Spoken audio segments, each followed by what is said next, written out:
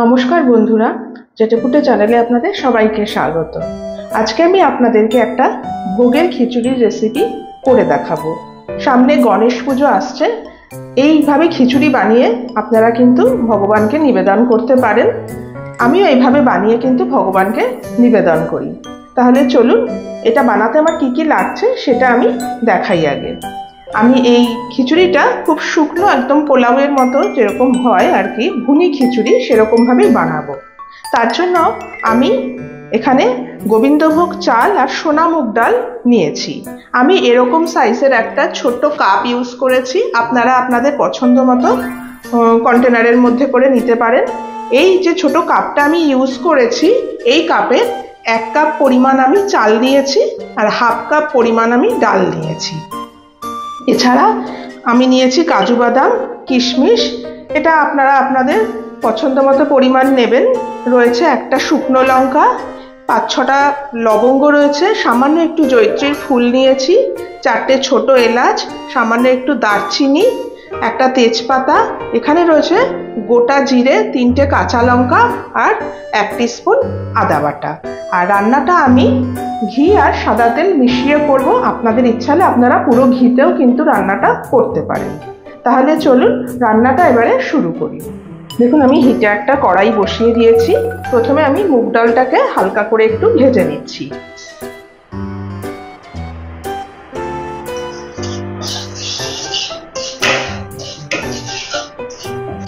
আমি সোনা মুগ ডাল ইউজ করেছি, আপনারা এমনি মুগ ডালও ইউজ করতে পারেন।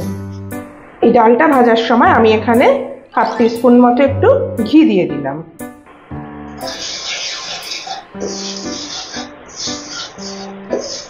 দেখুন, মুগ ডালটা আমার ভাজা হয়ে গেছে।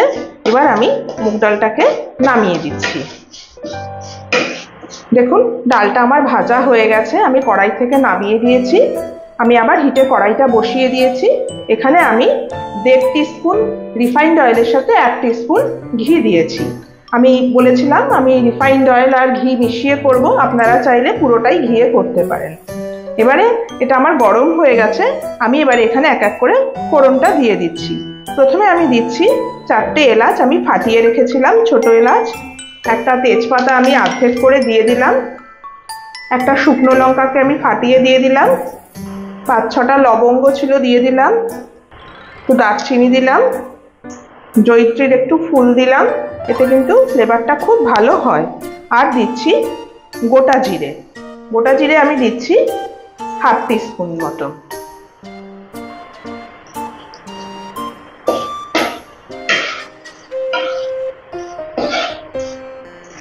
ফোড়নটা আমার হয়ে এসছে।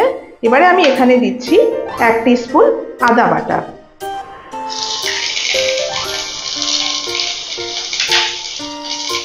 সামান্য একটু নুন দিয়ে দিলাম, তাহলে আদা এই যে গায়ে ছিটে আসে সেটা অনেকটা কম হয়।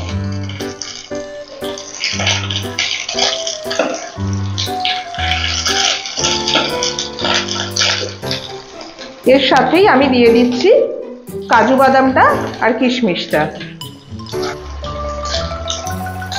কাঁচা লঙ্কাটাকে ফাটিয়ে আমি দিয়ে দিচ্ছি।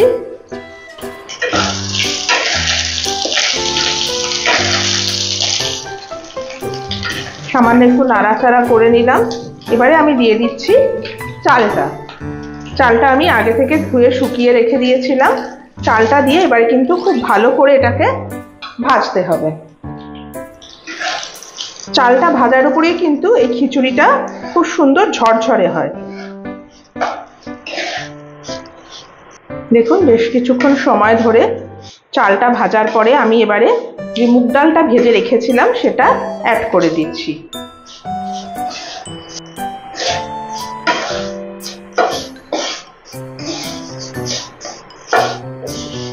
হিটটাকে আমি মিডিয়ামে রেখে দিয়েছি। এবার আমি দিয়ে দিচ্ছি এখানে হাফ টিস্পুন হলুদ গুঁড়ো।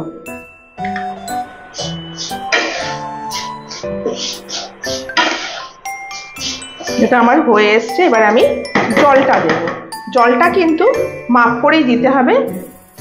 যতটা চাল দেবেন তার ডবল জল এটাই কিন্তু তার মাপ হবে। আমি যেহেতু যে কাপটা আপনাদের দেখিয়েছিলাম সেই কাপের আমি 1 কাপ চাল নিয়েছি বলে চালের জন্য আমি 2 কাপ জল, আর হাফ কাপ ডালের জন্য আমি 1 কাপ জল, মোট 3 কাপ জল আমি দিচ্ছি।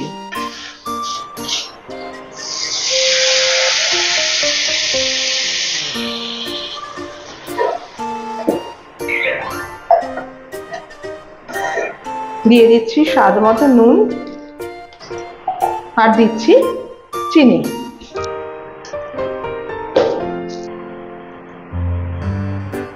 2 টিস্পুন চিনি আমি দিলাম। ভালো করে আবার একটুখানি আমি মিশিয়ে নিচ্ছি। এখানে কিন্তু জলের মাপটাই আসল। জলের মাপটা যদি একদম ঠিক থাকে খিচুড়ি কিন্তু খুব ঝরঝরে হবে।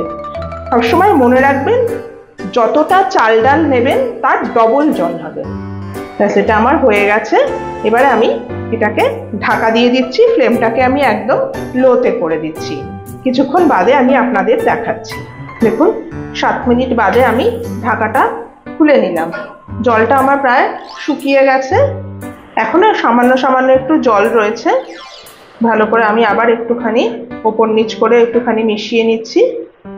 এটা আমার প্রায় হয়ে এসছে। এবারে আমি আবার ঢাকনাটা দিয়ে দিচ্ছি। দিয়ে আমি ফ্লেমটা অফ করে আমি 5 মিনিট মতো এইভাবে ঢাকা দিয়ে রেখে দেবো। তাতে পুরো খিচুড়িটা কিন্তু ঝরঝরে হয়ে যাবে। তারপরে আমি আপনাদেরকে এটা সার্ভ করে দেখাচ্ছি। দেখুন আমার ভুনি খিচুড়ি রেডি। আমি এটাকে এভাবে সার্ভ করেছি। এটা আপনারা এভাবে বানাবেন, খুব ঝরঝরে হয়, খেতেও খুব টেস্টি হয়। এভাবে বানিয়ে আপনারা ভগবানকে নিবেদন করবেন। আমার এই ভিডিওটা যদি আপনাদের পছন্দ হয়ে থাকে তাহলে অবশ্যই একটি লাইক করবেন, আর আমার চ্যানেলটিকে সাবস্ক্রাইব করে আমার পাশে থাকবেন প্লিজ। আর পাশে থাকা বেল আইকনটিকে প্রেস করবেন যাতে আমি যখনই কোনো নতুন ভিডিও আপলোড করব তার নোটিফিকেশন খুব তাড়াতাড়ি আপনাদের কাছে পৌঁছে যায়। তাহলে আজকে চলি, আবার চলে আসবো অন্যদিন নতুন কোনো রেসিপি নিয়ে। সুস্থ থাকবেন, ভালো থাকবেন, নমস্কার।